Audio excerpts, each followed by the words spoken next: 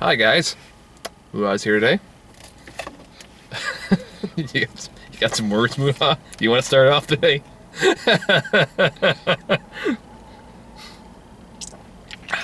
I tried to think of a way to succinctly put all my thoughts together, and the one-line review I had, which I told you earlier, is that Attack of the Clones had better plotting, writing, acting, chemistry between the characters, epicness, you caring about the characters, and just action. Everything was better than this movie. So if you thought Attack of the Clones was bad to the point where you could barely watch it, we laughed our way through some of it in disbelief, but you can't... Not nearly enough. You can't laugh that much over the course of 2.5 hours that feels like 4.5. Yeah, so obviously we haven't figured out we're talking about Exodus. The Ridley Scott Moses movie, which is pretty much up there with the Robin Hood movie in terms of not only being so incredibly under entertaining than the other versions of the same story, but also completely missing the point of the other story. Missing the point and losing the heart and anything that makes it interesting. It's... Let it out, Muha. I hate the Passion of the Christ with a deep, deep passion. Ironically. And the thing about it is that it's not the fact that it's a Jesus movie or something. It's not the fact that it's done in Aramaic. I think that's fucking cool. The production value that got into that movie is great. It's a little overdramatic for my taste sometimes, but my main contention with the movie is that if you're gonna make a movie about Jesus, I don't want to watch him in pain for 2 hours. I'm not there to watch him have the crap beat out of him. And honestly, I know that that's the point for some people, because it's, you know, his suffering equals us being saved more. They equate the more suffering that they empathize with from Jesus is more important for them. But I don't get that. For me, it's the lessons. It's what do you take away from this? What is the point? What are the teachings of Jesus to live more like him, be more accepting and kind, and you know, all that stuff. So I know that Old Testament God is really brutal. Yeah. And does stuff like this, but Ridley Scott makes it more brutal. I don't know, I feel like Ridley Scott, this version of Ridley Scott's Moses story, wanted to make Moses the bad guy.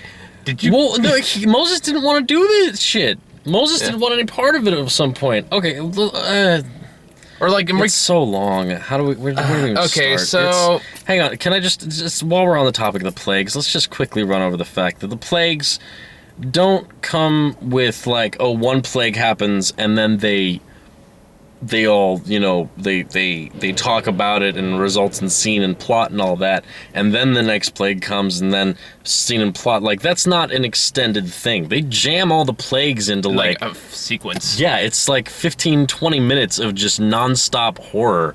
And when they turn the river into blood, they don't just, it's not like the Ten Commandments where, you know, the sea just turns red. It's gators come up and eat everything in the ocean and turn it into including each other. Yeah, swarms of alligators, crocodiles, whatever, just come out of the fucking water and start killing each other and all the people that they can. So many fucking people die. It's almost like one of those goddamn Roland Emmerich movies.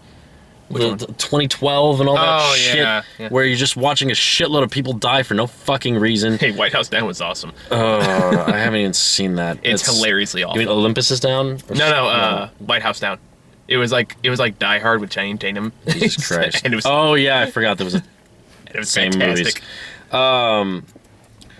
But it's like people get chewed up and eaten and shit, and then it all turns to blood because it's actually filled with blood.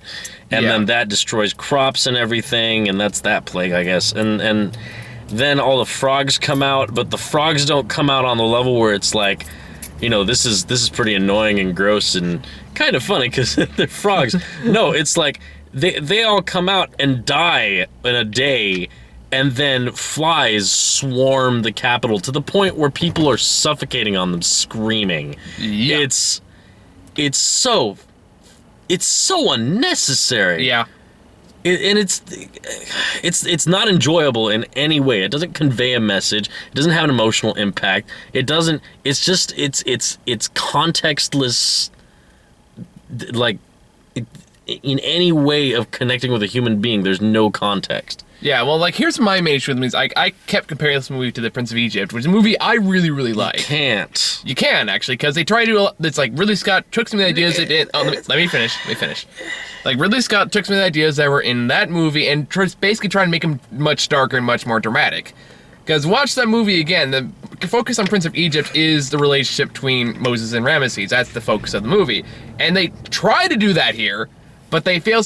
But A, no one has any chemistry with fucking anybody in this movie. Yeah, it's okay. Let's start out with the first impressions we got, because the first impressions we got were John Turturro as the Pharaoh, Which we could not take seriously. You can't. As long as you have ridiculous. You stole my hat and you don't fuck with the Jesus stuck in your head, you can't look at that guy trying to pretend he has some kind of Nobody has a clear accent in this movie. Let me be clear about that. There are a bunch of brown people who are actually, like, you know, they're legitimately from regions that are vaguely near Arabia or whatever. They're some Iranians or whatever in there too. The accents vaguely Middle Eastern for anyone who's not familiar with it. But anybody who matters in that movie is a white person in varying shades of brown face. And none of them even try to, I mean, for fuck's sakes, Aaron Paul is in there. Oh yeah, I forgot he was in there. He mumbles half of his lines, so I couldn't tell if he was trying to do an accent or not, but it didn't work. Even though he's only for like a minute. I know. He's gone. But then he's back later for no reason, with no extra connection between him and Moses. And okay, and so these guys are the casting of what, Joel Egerton, whatever. Which one? John Egerton, whatever. I don't care enough to look it up. The guy who plays Ramses. Oh yeah. The guy who was from Great Gatsby. He played Angry Joe. Oh yeah, I forgot he was in. I forgot that's who he was. Yeah, he's evil on a level that just makes no sense, and it's for no fucking reason. Well, because here's the main problem, though. Again, going back to the Prince of Egypt example, because like that movie did so much. Everything that they were going for in this one, Prince of Egypt did it much better. Prince of Egypt is widely regarded as a very nice, cool retelling of that. No, like, watch it again. I think it was. When was the last time you actually watched it, though? Well, but I mean, are you comparing it to, like... I mean, they are based on the same story, so when you say that they're trying to take things directly from that, I'm not saying they're ripping it off. I'm saying how much of it do you know is actually from that retelling, as opposed to just how the story's supposed to be. Well, like, and before the Prince of Egypt movie came out, the majority of the story was always just Moses and Ramesses were just bad guys, and that's it. Prince of Egypt was the first retelling of that story that I know of. Okay. That focused on them being brothers, which is an angle that was not very taken into consideration up to that point. Okay. So if you look from that angle, the movie is actually very, very good and explores that very, very well. Okay, I could see that. So, like, and the problem is like, their conflict inevitably rises between the two, but it's come from personal conflict and naturally dividing themselves because of circumstances. This one's because of a fucking prophecy. Fair disclaimer. Are you very aware of the original story? Not in its full original context. Not in its details either. So sorry if there's some stuff in here that shows how obviously uneducated we are. Yeah, so we're just going strictly based on the movie showing us. Yeah, we're just going on the movie. But even, I mean, I know it's supposed to be Wrath of God shit, but, like, it's not good. And even then, like, even the God in Prince of Egypt was portrayed as, like, yeah, he knew he had to do this shit, but he wasn't malevolent. God in this one is a asshole. He's a bitchy little boy. And it's like, who isn't that great of an actor. And he's better than half the actors in this movie. But it's just... And then, like, when okay. Let's go back. Weaver's in this movie for no reason. Sigourney Weaver is in this movie for all of, like, 10 minutes, maybe, mostly in the background, just as some bitchy person. And Ramses is at no point do you feel a connection between Ramses and Moses. Yeah, you don't. At no point. For any of these characters, you never buy any of their connections because there's no chemistry between any of the fucking characters. No one. Any of them. Any of them. Other than when Moses goes and finds the shepherd's daughter and she's all into him. And that's the only chemistry there is the, like, I haven't been fucked because I'm the farmer's daughter chemistry. Like, even then, that's pretty flimsy at best. And then she just disappears for the entire rest of the movie. It's the closest they came, and it's pretty hammy. It's not really... I mean... it just ends with nothing. I'm sorry, there's just a lot to process. It's It's all so bad. It's okay. Okay, so white people with shitty accents, not doing their best at acting, very bored. A lot of them are very bored. Ramses is unnecessarily brutal and has no problem killing people, and is, like... It's weird because you do catch this weird undercurrent of, like... it's just the ideas of freedom and equality and being against torture and all that, and like and fighting for slaves to be free and following one god instead of many gods, and like all these things are lumped together into a very good bad thing. Well, it's like my main issue with the fact is I got really annoyed how the conflict is brought about. Even that, that was like the main start. Yeah. It's not brought through personal conflict. It's what it should be. The story is fucking there. You don't need all this extra crap to it. He finds out he's Hebrew. He finds out he cares about his people now, and he wants to go save them. That's why he kills an Egyptian to save another slave. That's why he goes away. And so that's a perfectly logical thing. You don't need a fucking prophecy or about like, oh, but he's using fucking goose intestines or whatever the hell that was. Yeah. And we saw it in 3D. Which did nothing. It was hilarious at some points because you could actually tell that they didn't match up the CG effects with the shakiness of the camera underneath. Yeah. So there are things where there are huge swarms of seagulls or whatever going over a beach and it's a wide shot, but the seagulls are, it's fucking Birdemic, dude. It's like it's not quite that. It's not Birdemic bad, but it's like I was like, really? This is the level that we're going with right now? It's But so oh yeah, and John Turturro just fucking dies out of nowhere without really bonding with anybody, and all of a sudden, John Turturro dies, Moses goes somewhere to do a review of a region and gets pulled into the side room, the secret meeting of some Hebrew dudes who want to tell him how he's actually Hebrew, and he doesn't believe, and then there's some Hebrew spies who go and take it to the stupid senator who's there, and that guy... It's needlessly convoluted. And that guy goes and presents it to Ramses, and Ramses, who's always been insecure about how Moses seems to get more love, probably because he doesn't needlessly stab people, and then he gets so pissed off about the fact that Moses might be Hebrew. And there's this stupid-ass scene where he tries to force it out of him by, like, almost chopping off his sister's arm, and... It's ridiculous. And then he's exiled, and he wanders through the desert. They leave him his horse, though. They send him out into the desert, but they leave him his fucking horse because they want him to survive for however much longer. And then the horse... I laughed when the horse died, because... It dies off-screen, and it's seriously... hang on a second. I gotta... Here, keep talking for a moment. Okay, I'll keep talking. I'll be back. Okay.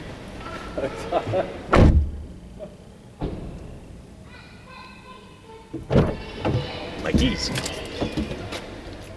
So anyway, a big problem with the the movie, is the fact that, sorry, I got totally sidetracked there, but for all intents and purposes, the main problem with the movie is just that the conflict feels so forced. The conflict is so contrived that it makes zero sense why, like, you're trying to make a story that is, for all intents and purposes, pretty simple and pretty laid out, and something that's needlessly complicated. You're adding needless drama to it. You're adding just plot devices when the reason why these things should be happening is in the fucking story. You don't need to make it complicated. It's not a big...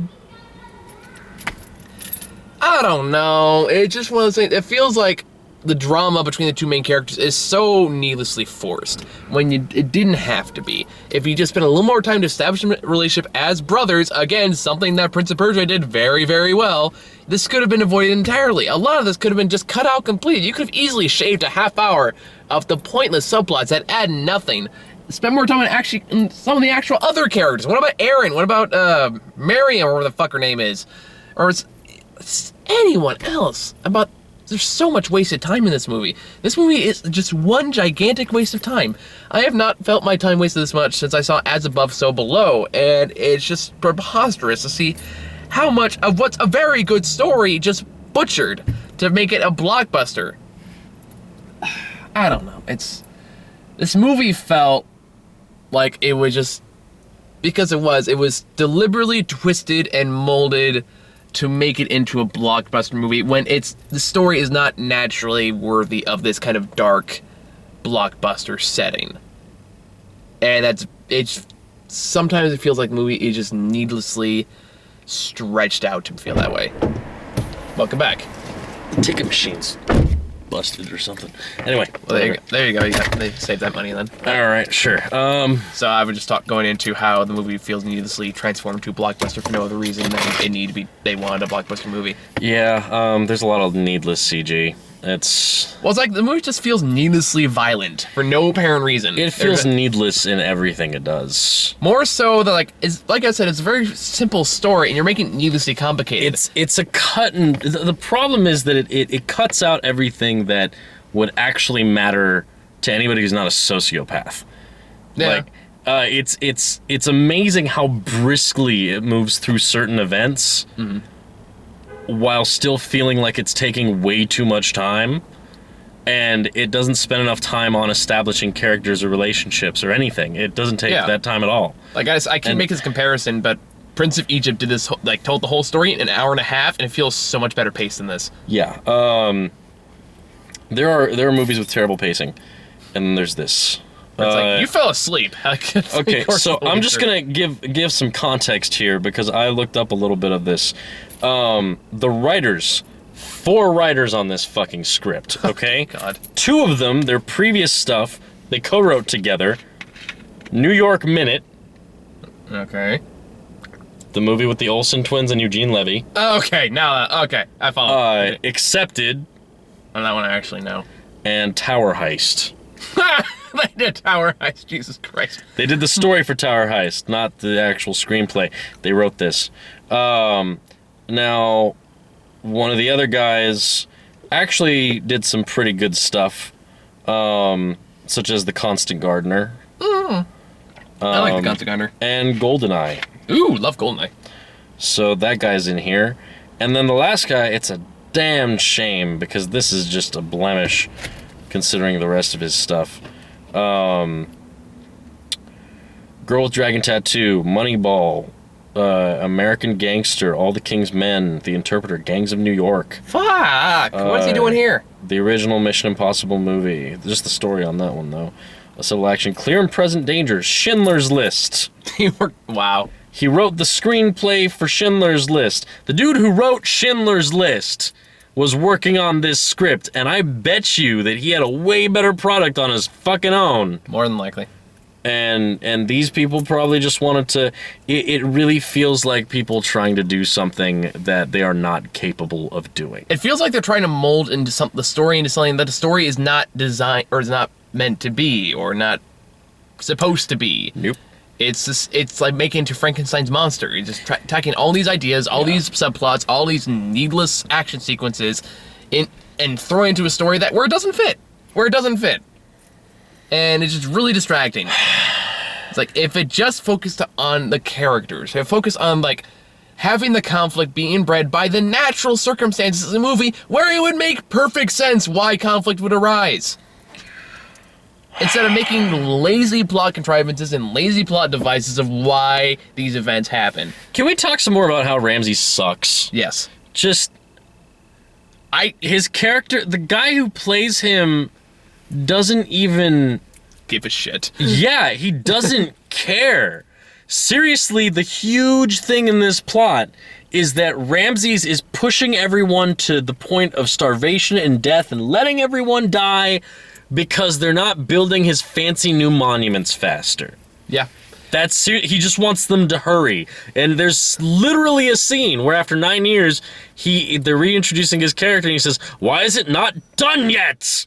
Well, the part that got me is the part where he goes, well, Moses is back, and he threatened me, so I want him dead. And then he kind of goes, oh, I don't want his family dead too, because, while you're at it, just go ahead and just kill them too. Fuck it. Yeah, there's no way. Oh, yeah. And he just starts killing entire families of Hebrews when he can't find Moses. He just starts killing people's families. Oh, and here's one other thing I want to talk about. And there are moments that are played for laughs in the fucking movie, and you're like, that's not funny. God, if anyone's watched Train Spotting, I forget what that goofy ass guy's name is. Some reason I want to say Soap, but I don't think that's right, because that's the serious character from fucking Lock, Stock.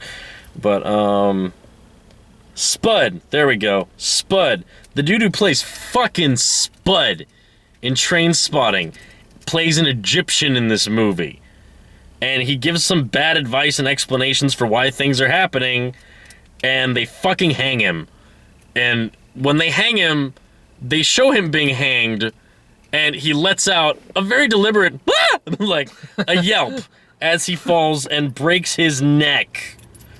Just replaced with the goofy track, make it all kinds of funnier. Yeah. It was so uneven. I don't even. Well, like another part that really bugged me too is like even like their interpretation of Moses. Like, hey, in the story, he's this wise, kind of reluctant leader who takes on this huge role by God.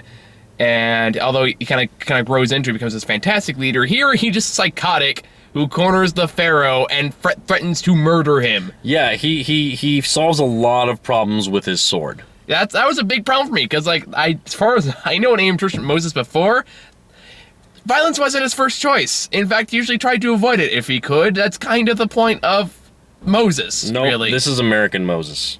Yeah, where it's like, oh, you want this well, or you're gonna fight me for it, and that's like almost exactly what happens at one point in the movie. This is very much American Moses. This is Moses that, he's the kind of guy where it's like, oh, someone's hogging the water and taking too long with his animals, so like the families aren't getting there fast enough.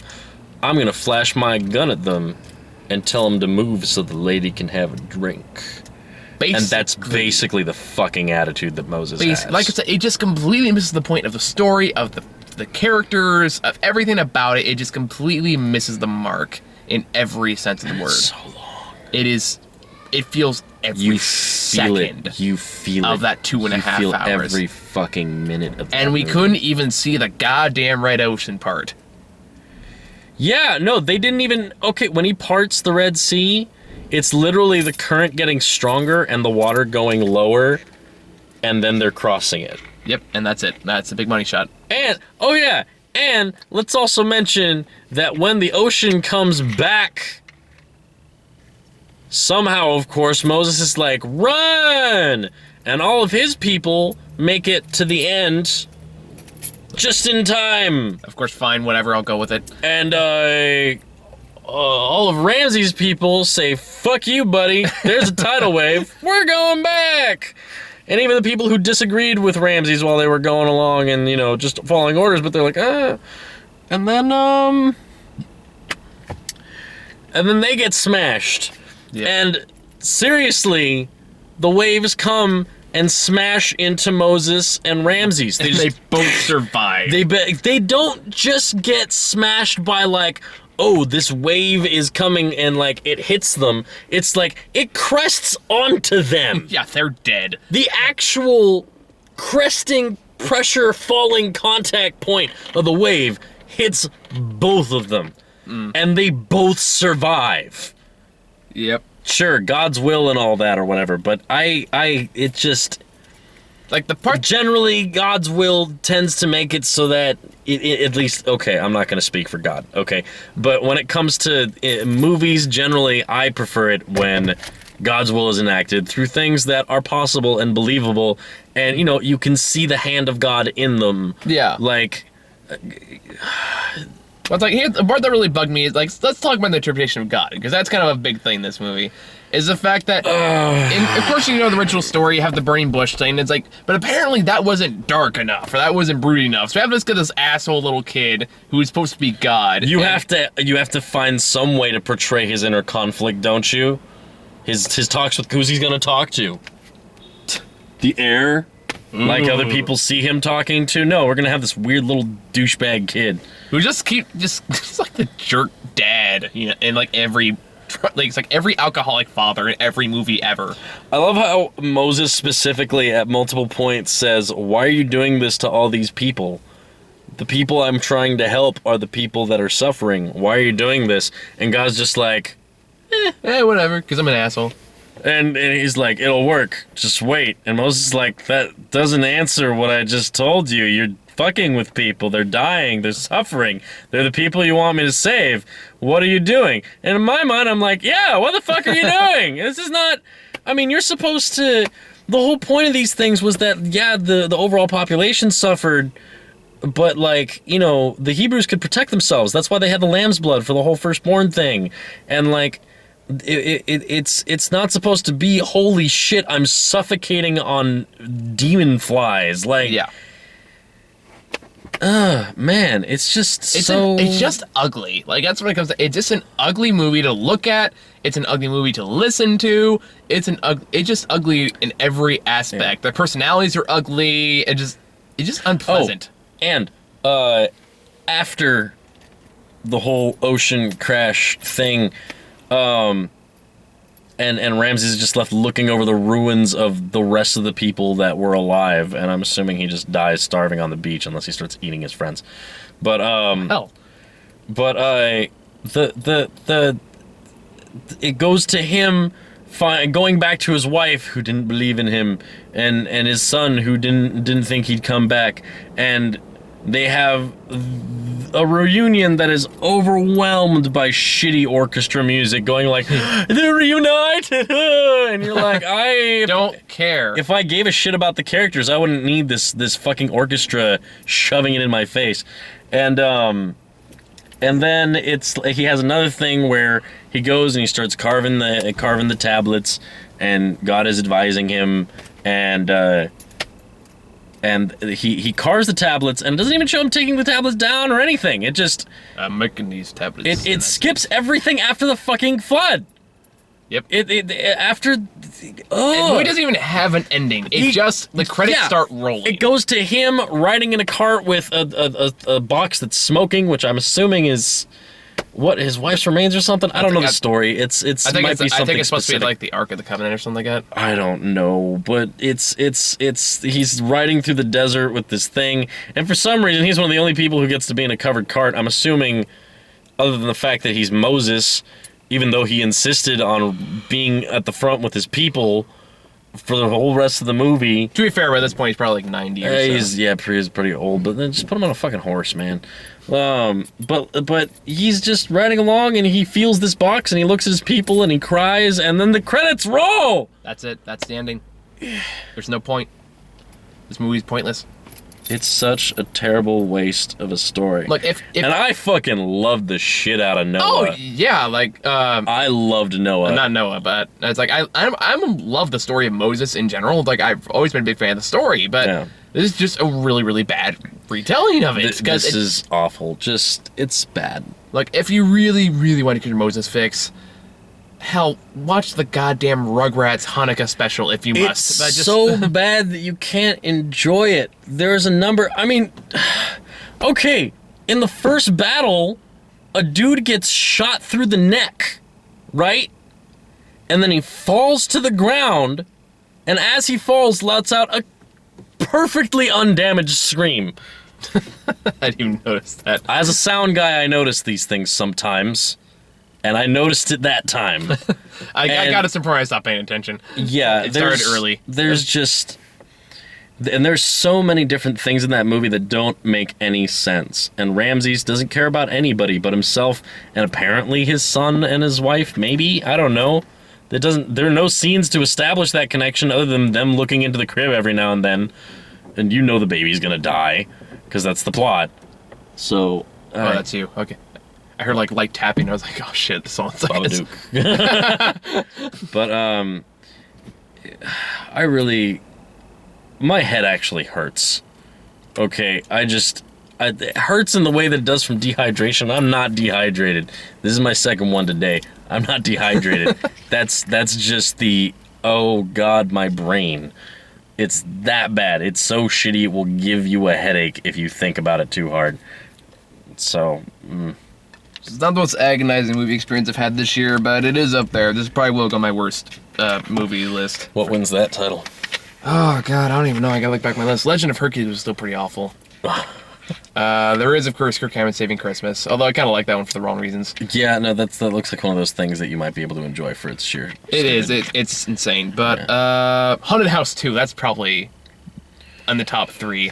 You saw it? Yeah. Oh God, I dragged Wes to that one too. that's pretty bad. I felt for. At one point we're watching the movie. Wes looks at me and he's laughing. He goes, "Why are you laughing?" And then he goes, "If I don't laugh, I'm gonna cry." All right, so I think we should wrap up. Oh yeah, we're almost out of battery. There's not much else to say. We're almost out of battery anyways. I can wrap up. So, yeah, so if you Yeah. really need to see Moses movie, go watch Prince of Egypt or Ten Commandments. Either one of those will be better than this. If you want to see Christian Bale do stuff, watch literally anything else he's in. Yeah. Even the shitty stuff. This is such a waste of every single resource that was put into it. So many good actors, so much CG, and there's so much potential with this, and it's just squandered. Yep. Let's leave it on that because we're almost out of battery here and it's going to go out in a second. So, Merry Christmas. Happy New Year. Oh, at least we'll still get to see the interview. If we Merry drive Christmas, Mike. If we drive to Texas, maybe. No. It's playing in California. Oh, they're releasing it to the smaller theaters, and we're in the Bay Area. Michael, we're still in for the interview. Fuck.